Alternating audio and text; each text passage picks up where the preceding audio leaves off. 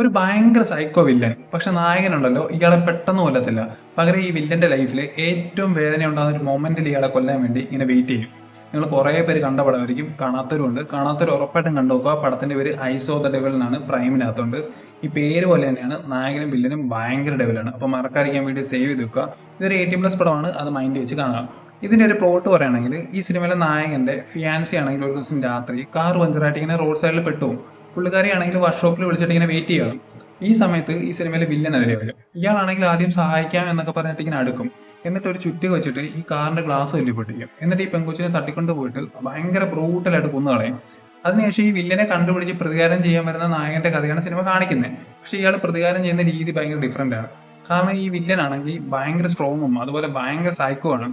അത് കാരണം ഞാൻ ആദ്യം പറഞ്ഞ പോലെ ഇയാളുടെ ലൈഫിൽ ഏറ്റവും വേദന ഉണ്ടാകുന്ന ഒരു മൊമെന്റിൽ എത്തിച്ചിട്ട് കൊല്ലാനാണ് ഈ നായകന്റെ ഉദ്ദേശം. അതിനുവേണ്ടി ഈ നായകൻ കുറെ കാര്യങ്ങൾ ചെയ്യും.